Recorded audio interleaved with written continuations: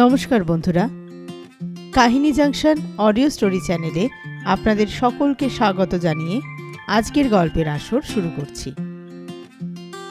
যে সকল শ্রোতা বন্ধুরা এখনও আমার চ্যানেলটি সাবস্ক্রাইব করেননি, ভিন্ন স্বাদের নিত্য নতুন গল্প শুনতে অবশ্যই চ্যানেলটি সাবস্ক্রাইব করে রাখবেন। আজকে নিয়ে এসেছি লেখক শ্রী মানিক বন্দ্যোপাধ্যায়ের লেখা মাসি পিসি গল্পটি। গল্প শুনে কেমন লাগলো তা অতি অবশ্যই জানাবেন কিন্তু। তাহলে চলুন আজকের গল্প শুরু করি। শেষ বেলায় খালে এখনো পুরো ভাঁটা, জল নেমে গিয়ে কাদা আর ভাঙা ইটপাটকেল ও ওজনে ভারী আবর্জনা বেরিয়ে পড়েছে। কংক্রিটের পুলের কাছে খালের ধারে লাগানো শালতি থেকে খড় তোলা হচ্ছে পাড়ে। পাশাপাশি জোড়া লাগানো দুটো বড় শালতি বোঝাই আঁটি বাঁধা খড় তিনজনের মাথায় চড়ে গিয়ে জমা হচ্ছে ওপরের মস্ত গাদায়। ওঠা নামার পথে ওরা খড় ফেলে নিয়েছে কাদায়। শালতি থেকে ওদের মাথায় খড় তুলে দিচ্ছে দুজন। একজনের বয়স হয়েছে আধ পাকা চুল, রোগা শরীর। অন্যজন মাঝ বয়সী, বেটে, জোয়ান, মাথায় ঠাসা কদম ছাটা মুখ্য চুল। পুলের তলা দিয়ে ভাঁটার টান ঠেলে এগিয়ে এলো সরু লম্বা আর একটা শালতি। দুহাত চওড়া হয় কি না হয়, দু মাথায় দাঁড়িয়ে দুজন প্রৌঢ়া বিধবা লগি ঠেলছে। ময়লা মোটা থানের আঁচল দুজনেরই কোমরে বাঁধা। মাঝখানে গুটিসুটি হয়ে বসে আছে অল্প বয়সী একটি বউ। গায়ে জামা আছে, নকশা পাড়ের সস্তা সাদা শাড়ি, আঁটোসাঁটো থমথমে গড়ন, গোলগাল মুখ। মাসি পিসি ফিরছে কৈলেশ, বুড়ো লোকটি বলল। কৈলাস বাহকের মাথায় খড় চাপাতে ব্যস্ত ছিল। চটপট শেষ আঁটিটা চাপিয়ে দিয়ে সে যখন ফিরল, মাসি পিসির শালতি ক হাতের মধ্যে এসে গেছে। ও মাসি, ওগো পিসি, রাখো রাখো, খবর আছে, শুনে যাও। সামনের দিকে লগিপুটে মাসি পিসি শালতের গতি ঠেকায়। আহ্লাদে শীতের সিঁদুর পর্যন্ত ঘুমটা টেনে দেয়। সামনে থেকে মাসি বলে বিরক্তির সঙ্গে, বেলা নেই কৈলেশ। পিছন থেকে পিসি বলে, অনেকটা পথ যেতে হবে কৈলেশ। মাসি পিসির গলা ঝরঝরে, আওয়াজ একটু মোটা, একটু ঝংকার আছে। কৈলাসের খবরটা গোপন। দুজনে লম্বা লম্বা শালতির দু মাথায় থাকলে সম্ভব নয় ছুপে ছুপে। মাসি বড় শালতির খড় ঠেকানো বাঁশটা চেপে ধরে থাকে। পিসি লগি হাতে নিয়েই পিছন থেকে এগিয়ে আসে সামনের দিকে। আহ্লাদি যেখানে ছিল সেখানে বসেই কান পেতে রাখে। কথাবার্তা সেসব শুনতে পায় সহজেই, কারণ সে যাতে শুনতে পায় এমনি করেই বলে কৈলাস। বলি, মাসি, তোমাকেও বলি পিসি। কৈলাস শুরু করে, মেয়াকে শ্বশুর ঘর পাঠাবে না মনে করেছো যদি, সে কেমন ধারা কথা হয়। এত বড় সমর্থ মেয়া, তোমরা দুটি মেয়ে লোক বাদে ঘরে একটা পুরুষ মানুষ নেই। বিপদ আপদ ঘটে যদি তো। মাসি বলে, খুনসুটি রাখো দেখি কৈলাস তোমার। মোদ্দা কথাটা কি তাই কও, বললে না যে খবর আছে কি? পিসি বলে, খবরটি কি তাই কও, বেলা বেশি নেই কৈলেশ। মাসি পিসির সাথে পারা যাবে না জানে কৈলেশ। অগত্যা ফেনিয়ে রসিয়ে বলবার বদলে সে সোজা কথায় আসে। যোগুর সাথে দেখা হলো কাল। খড় তুলে দিতে সাঁঝ হয়ে গেল। তা দোকানে একটু মানে আর কি চা খেতে গেছি, চায়ের দোকানে। যোগুর সাথে দেখা। মাসি বলে, চায়ের দোকানে না কিসের দোকান তা বুঝেছি কৈলেশ, তা কথাটি কি? পিসি বলে, চুরিখানায় পড়ে থাকে 12 মাস, সেটা ছাড়া আর ওকে কোথায় দেখবে? হাতে দুটো পয়সা এলে তোমারও স্বভাব বিগড়ে যায় কৈলেশ। তা কি বললে যোগু? কৈলাস ফাঁপড়ে পড়ে আর চোখে চায় আহ্লাদির দিকে। হঠাৎ বেমুক্কা জোরের সঙ্গে প্রতিবাদ করে সে, তা নয়, পুলের কাছেই চায়ের দোকান। মাসি পিসি গিয়ে জিজ্ঞাসা করুক না সেখানে। তারপরেই জোর হারিয়ে বলে, মাল খাওয়া একরকম ছেড়ে দিয়েছি যোগু। লোকটা কেমন বদলে গেছে মাসি। সত্যি কথা পিসি, যোগু আর সে যোগু নেই। বউকে নিতে চায় এখন। তোমরা নাকি পণ করেছো মেয়া পাঠাবে না, তাতেই চটে আছে। সম্মান তো আছে একটা পুরুষ মানুষের। কবার নিতে এলো তা মেয়ে দিলে না, তাই তো নিতে আসে না আর। আমি বলি কি নিজেরা যেচে এবার পাঠিয়ে দাও মেয়াকে। মাসি বলে, পেটে শুকিয়ে লাথি ছাটা খেতে, কলকে পোড়া ছ্যাঁকা খেতে, খুঁটির সাথে দড়ি বাঁধা হয়ে থাকতে দিন ভোর রাত ভোর। পিসি বলে, লাথির ছুটে ফের গর্ভপাত হতে না মরতে। গর্ভপাত? কৈলাস বলে আশ্চর্য হয়ে, ফের গর্ভপাত? সত্যি নাকি মাসি? এ যে পেঁচালো ব্যাপার হলো পিসি। মাসি বলে, কিসের পেঁচালো ব্যাপার কৈলেশ? মুয়ে নুড়ো জ্বালবো তোমার ফের যদি বলবে তুমি বেয়াক কেলে কথা। যোগু আসেনি ঘন ঘন ওকে নিতে, থাকেনি 2 দিন 4 দিন করে। পিসি বলে, মেয়ে না পাঠাই জামাই এলে রাখিনি, জামাই আদরে তাকে ছাগলটা বেচে দিয়ে খাওয়াইনি, ভালো মন্দ 10টা জিনিস। মাসি বলে, ফের আসুক, আদরে রাখবো যতদিন থাকে, বজ্জাত হোক খুনে হোক, জামাই তো, ঘরে এলে খাতির করব না কেন, তবে মেয়ে মোরা পাঠাবো না। পিসি বলে, না কৈলেশ, মরতে মোরা মেয়াকে পাঠাবো না। বুড়ো রহমান একা খড় চাপিয়ে যায় বাহকদের মাথায়, চুপচাপ শুনে যায় এদের কথা। ছলো ছলো চোখে একবার তাকায় আহ্লাদির দিকে। তার মেয়েটা শ্বশুরবাড়িতে মরেছে অল্পদিন আগে।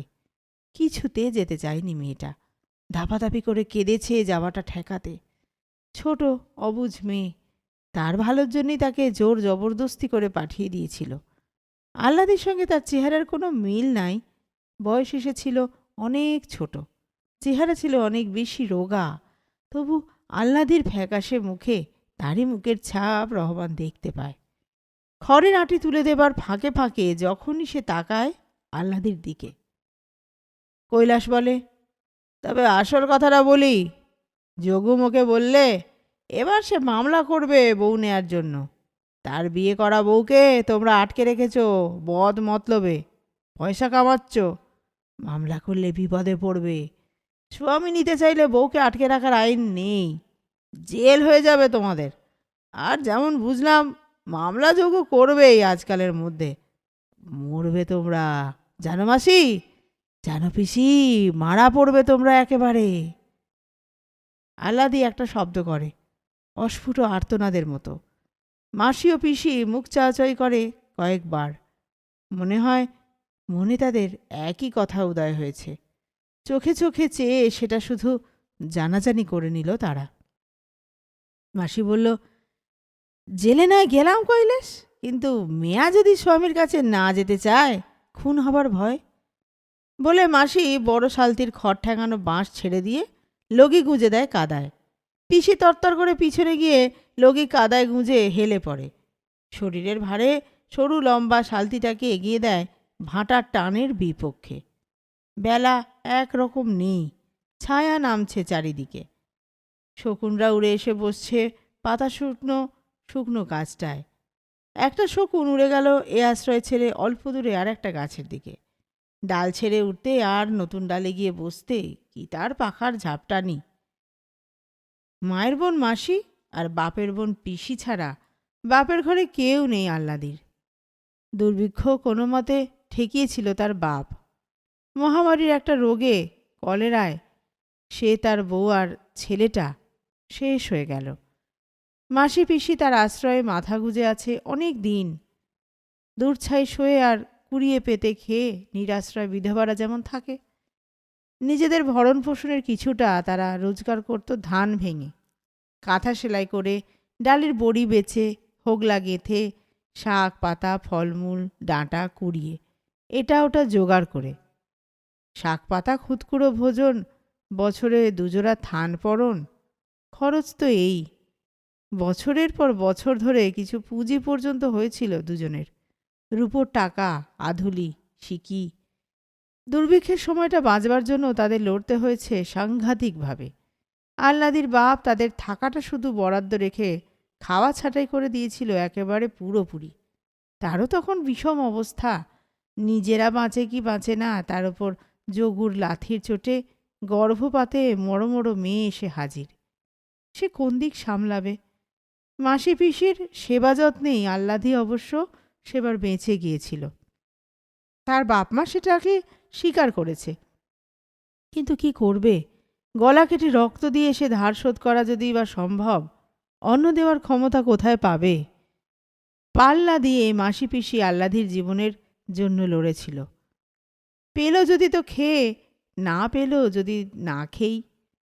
অবস্থা যখন তাদের অতি কাহিল, চারিদিকে না খেয়ে মরা শুরু করেছে মানুষ, মরণ ঠেকাতে ফুরিয়ে আসছে তাদের জীবনী শক্তি। একদিন মাসি বলে পিসিকে, একটা কাজ করবি বেআইন, তাতে তোরও দুটো পয়সা আছে, মোরও দুটো পয়সা আসে। শহরের বাজারে তরিতরকারি ফলমূলের দাম চড়া, গাঁ থেকে কিনে যদি বাজারে গিয়ে বেচে আসে তারা, কিছু রোজগার হবে। একা মাসির ভরসা হয় না শালতি বেয়ে অত দূর যেতে, যাওয়া আসাও একার দ্বারা হবে না। আর পিসি রাজি হয়েছিল। এতে কিছু হবে কি না হবে ভগবান জানে, কিন্তু যদি হয় তবে রোজগারের একটা নতুন উপায় মাসি পেয়ে যাবে, আর সে পাবে না। তাকে না পেলে অন্য কারোর সাথে হয়তো মাসি বন্দোবস্ত করবে। তা কি পারে পিসি ঘটতে দিতে? সেই থেকে শুরু হয় গেরস্তের বাড়তি শাকসবজি ফলমূল নিয়ে মাসি পিসির শালতি বেয়ে শহরের বাজারে গিয়ে বেচে আসা। গাঁয়ের বাবু বাসিন্দারাও নগদ পয়সার জন্য বাগানের জিনিস বেচতে দেয়। মাসি পিসির ভাব ছিল আগেও। অবস্থা এক, বয়স সমান, এক ঘরে বাস, পরস্পরের কাছে ছাড়া সুখ দুঃখের কথা তারা কাকেই বা বলবে, কেই বা শুনবে। তবে হিংসাদেশ রেশারেশিও ছিল যথেষ্ট, কুন্দলও বেঁধে যেত কারণে অকারণে। পিসি এ বাড়ির মেয়ে, এ তার বাপের বাড়ি, মাসি উড়ে এসে জুড়ে বসেছে এখানে, তাই মাসির ওপর পিসির একটা অবজ্ঞা অবহেলার ভাব ছিল। এই নিয়ে পিসির অহংকার আর খোঁচাই সবচেয়ে অসহ্য লাগতো মাসির। ধীর শান্ত দুঃখী মানুষ, মনে হতো এমনই তাদের, কিন্তু ঝগড়া বাঁধলে অবাক হয়ে যেতে হতো তাদের দেখে। সে কি রাগ, সে কি তেজ, সে কি গো! মনে হতো এই বুঝি কামড়ে দেয় একে অপরকে, এই বুঝি কাটে বটি দিয়ে। শাকসবজি বেচে বাঁচবার চেষ্টায় একসঙ্গে কোমর বেঁধে নেমে পড়া মাত্র সব বিরোধ, সব পার্থক্য উড়ে দুজনের হয়ে গেল এক মন এক প্রাণ। সে মিল জমজমাট হয়ে উঠল আহ্লাদের ভার ঘাড়ে পড়ায়। নিজের নিজের পেট ভরানো শুধু নয়, নিজেদের বেঁচে থাকা শুধু নয়, তাদের দুজনেরই এখন আহ্লাদি আছে। খাইয়ে পরিয়ে যত্নে রাখতে হবে তাকে, শ্বশুরঘরের কবল থেকে বাঁচাতে হবে তাকে, গায়ের বজ্জাতের নজর থেকে সামলে রাখতে হবে। কত দায়িত্ব তাদের, কত কাজ, কত ভাবনা। বাপ মা বেঁচে থাকলে আহ্লাদিকে হয়তো শ্বশুরবাড়ি যেতে হতো। মাসি পিসিও বিশেষ কিছু বলতো কি না সন্দেহ, কিন্তু তারা তো নেই। এখন মাসি পিসিরই সব দায়িত্ব। বিনা পরামর্শে আপনা থেকেই তাদের ঠিক হয়েছিল আহ্লাদিকে পাঠানো হবে না। আহ্লাদিকে কোথাও পাঠানোর কথা তারা ভাবতেও পারে না। বিশেষ করে ওই খুনেদের কাছে কখনো মেয়ে তারা পাঠাতে পারে? যাবার কথা ভাবলেই মেয়ে যখন আতঙ্কে পাঁশুটে মেরে যায়। বাপের ঘরদুয়ার জমিজমাটুকু আহ্লাদিকে বর্তেছে। যোগুর বউ নেবার আগ্রহ খুবই স্পষ্ট। সামান্যই ছিল তার বাপের, তারও সিকিমতো আছে মোটে, বাকি গেছে গোকুলের কবলে। তবু মুফতে যা পাওয়া যায় তাতেই যোগুর প্রবল লোভ। খালি ঘরে আহ্লাদিকে রেখে কোথাও যাবার সাহস হয় না তাদের। দুজনে মিলে যদি যেতে হয়, আহ্লাদিকে তারা সঙ্গে নিয়ে যায়। মাসি বলে, জড়াসনি আহ্লাদি, ভাঁওতা দিয়ে আমাদের দমাবার ফিকির সব, নয়তো কৈলাসকে দিয়ে ওসব কথা বলায় মোদের। পিসি বলে, দুদিন বাদে ফের আসবে দেখিস জামাই, তখন শুধলে বলবে, কই না, আমি তো ওসব কিছু বলিনি কৈলাসকে। মাসি বলে, 4 মাসে পড়লি, আর কটা দিন বা, মা মাসির কাছেই রইতে হয় এই সময়টা, জামাই এলে বুঝিয়ে বলবো। পিসি বলে, ছেলের মুখ দেখে পাষাণ নরম হয় জানিস আহ্লাদি, তোর পিসে ছিল যোগুর মতো, মাল টানতো আর মুখে মারতো। খোকাটা কোলে আসতে কি হয়ে গেল সেই মানুষ, চুপি চুপি এসে এটা ওটা খাওয়ায়, উঠতে বলি তো ওঠে, বসতে বলি তো বসে। রাত দুপুরে চুর হয়ে এসে হাতে পায়ে ধরে বলে, একবারটি খোকাকে কোলে দে পদি। খোকা যেতে পাগলের মতো দিবারাত্রির মাল খেয়ে খেয়ে নিজেও গেল। মাসি বলে, তোর মেশো ঠিক ছিল, শাওরি ননদ ছিল বাঘ। উঠতে বসতে কি ছ্যাঁচা খেয়েছি ভাবলে বুক কাঁপে। কিন্তু জানিস আহ্লাদি, মেয়েটা যেই কোলে এলো, শাওরি ননদ যেন মুখে মাথায় করে রাখলে বাঁচে। পিসি বলে, তুইও যাবি, স্বামীর ঘর করবি, ডরাসনি। ডর কিসের? বাড়ি ফিরে দ্বীপ জেলে মাসি পিসি রান্নাবান্না সারতে লেগে যায়। বাইরে দিন কাটলেও আহ্লাদির পরিশ্রম কিছু হয়নি, শুয়ে বসেই দিন কেটেছে। তবু মাসি পিসির কথায় সে একটু শোয়। শরীর নয়, মনটা তার কেমন করছে। নিজেকে তার ছ্যাঁচড়া নোংরা নর্দমার মতো লাগে। মাসি পিসির আড়ালে থেকেও সে টের পায় কিভাবে মানুষের পর মানুষ তাকাচ্ছে তার দিকে। কতজন কতভাবে মাসি পিসির সঙ্গে আলাপ জমাচ্ছে, তরি তরকারির মতো তাকেও কেনা যায় কি না যাচাই করবার জন্য। গায়েরও কতজন তার কত রকমের দর দিয়েছে মাসি পিসির কাছে। মাসি পিসিকে চিনে তারা অনেকটা চুপচাপ হয়ে গেছে আজকাল, কিন্তু গোকুল হাল ছাড়েনি। মাসি পিসিকে পাগল করে তুলেছে গোকুল। মায়ের বাড়া তার এই মাসি পিসি, কি দুর্ভোগ তাদের তার জন্য। মাসি পিসিকে এত যন্ত্রণা দেবার চেয়ে সে নয় শ্বশুর ঘরের লাঞ্ছনা সইত, যোগুর লাথি খেত। ঈষৎ তন্দ্রার ঘরে শিউরে ওঠে আহ্লাদি। একপাশে মাসি আর একপাশে পিসিকে না নিয়ে শুলে কি চলবে তার কোনো দিন? রান্না সেরে খাওয়ার আয়োজন করছে মাসি পিসি। একেবারে ভাত টাত বেড়ে আহ্লাদিকে ডাকবে। ভাগাভাগি কাজ তাদের এমন সড়গড় হয়ে গেছে যে বলাবলির দরকার তাদের হয় না। দুজনে মিলে কাজ করে যেন একজনে করছে। এবার ব্যঞ্জনে নুন দেবে, এ কথা বলতে হয় না পিসিকে। ঠিক সময় নুনের পাত্র সে এগিয়ে দেয় মাসির কাছে। বলাবলি করছে তারা আহ্লাদির কথা, আহ্লাদির সুখ দুঃখ, আহ্লাদির সমস্যা, ভবিষ্যৎ। জামাই যদি আসে, একটি কড়া কথা তাকে বলা হবে না, এতটুকু খোঁচা দেওয়া হবে না।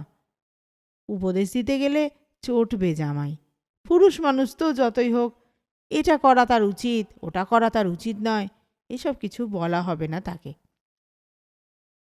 জামাই এসেছে তাই আনন্দ রাখবার যেন ঠাঁই নেই, এই ভাব দেখাবে মাসি পিসি। আহ্লাদিকে শিখিয়ে দিতে হবে স্বামী এসেছে বলে যেন আহ্লাদে গদগদ হবার ভাব দেখায়। যে কদিন থাকে জামাই, সে যেন অনুভব করে সেই এখনকার কর্তা, সেই সর্বেসর্বা।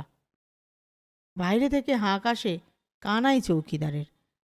মাসি পিসি পরস্পরের মুখের দিকে তাকায়, জোরে নিঃশ্বাস পড়ে দুজনের। সারাটা দিন গেছে লড়ে আর লড়ে। সরকারবাবুর সঙ্গে বাজারের তোলা নিয়ে ঝগড়া করতে অর্ধেক জীবন বেরিয়ে গেছে দুজনের। এখন এলো এই চৌকিদার কানাই। হাঙ্গামা না করতেও আসে রাত্রে, গায়ে লোক যখন ঘুমোচ্ছে। রসুই চালার ঝাঁ পেটে মাসি পিসি বাইরে যায়। শুক্লপক্ষের একাদশীর উপোস করেছে তারা দুজনে গতকাল। আজ দ্বাদশী। জ্যোৎস্না বেশ উজ্জ্বল। কানাইয়ের সাথে গোকুলের যে তিনজন পেয়াদা এসেছে তাদের মাসি পিসি চিনতে পারে। মাথায় লাল পাগড়িয়াটা লোকটা তাদের অচেনা। কানাই বলে, কাছারি বাড়ি যেতে হবে একবার। মাসি বলে, এত রাতে? পিসি বলে, মরণ নেই।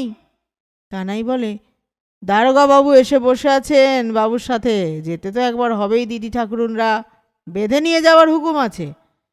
মাসি পিসি মুখে মুখে তাকায়। পথের পাশে ডোবার ধারে কাঁঠাল গাছের ছায়ায় ৩-৪ জন ঘুপটি বেড়ে বসে আছে স্পষ্ট দেখতে পেয়েছে মাসি পিসি। ওরা যে গায়ের গুন্ডা সাধু বৈদ্য ও ওসমানেরা তাতে সন্দেহ নেই। বৈদ্যের ফেটি বাঁধা বাবরি চুলওয়ালা মাথাটায় পাতার ফাঁকে জ্যোৎস্না পড়েছে। তারা যাবে কাছারিতে কানাইয়ার পেয়াদা কনস্টেবলের সঙ্গে। ওরা এসে আহ্লাদিকে নিয়ে যাবে। মাসি বলে, মোদের একজন গেলে হবে না কানাই? পিসি বলে, আমি যাই, চলো। কর্তা ডেকেছেন দুজনকে। মাসি পিসি দুজনেই আবার তাকায় মুখে মুখে। মাসি বলে, কাপড়টা ছেড়ে আসি কানাই। পিসি বলে, ছকরি হাত ধুইয়া আসি, এক দণ্ড লাগবে না। তাড়াতাড়ি ফিরে আসে তারা। মাসি নিয়ে আসে বঁটিটা হাতে করে। পিসির হাতে দেখা যায় রামদার মতো মস্ত একটা কাটারি। মাসি বলে, কানাই, কর্তাকে বলো মেয়েনকের এত রাতে কাছারি বাড়ি যেতে লজ্জা করে, কাল সকালে যাব। পিসি বলে, এত রাতে মেয়েনককে কাছারি বাড়ি ডাকতে কর্তা লজ্জা করেন না কানাই? কানাই ফুঁসে ওঠে, না যদি যাও ঠাকুরুনরা, ভালোই ভালোই, ধরে বেঁধে টেনে হিঁচড়ে নিয়ে যাবার হুকুম আছে কিন্তু, বলে রাখলাম। মাসি বটিটা বাগিয়ে দাঁতে দাঁত কামড়ে বলে, বটে, ধরে বেঁধে টেনে হিঁচড়ে নিয়ে যাবে? এসো, কে এগিয়ে আসবে, এসো, বটির এক কোপে গলা ফাঁক করে দেব। পিসি বলে, আয় না বজ্জাত, হারাম জাদারা, এগিয়ে আয় না, কাটারির কোপে গলা কাটি দু একটার। দুপা এগোয় তারা দ্বিধা ভরে। মাসি পিসির মধ্যে ভয়ের লেশটুকু না দেখে সত্যি তারা খানিকটা ভেবা চাকা খেয়ে গিয়েছে। মারাত্মক ভঙ্গিতে বটি আর দা উঁচু হয় মাসি পিসির। মাসি বলে, শোনো কসাই, এ কিন্তু এর কি নয় মোটে, তোমাদের সাথে মোরা মেয়ে লোক পারবো না জানি, কিন্তু দুটো একটাকে মারবো, জখম করব ঠিক। পিসি বলে, মোরা নয় মরব। তারপর বিনা পরামর্শেই মাসি পিসি হঠাৎ গলা ছেড়ে দেয়। প্রথমে শুরু করে মাসি, তারপর যোগ দেয় পিসি।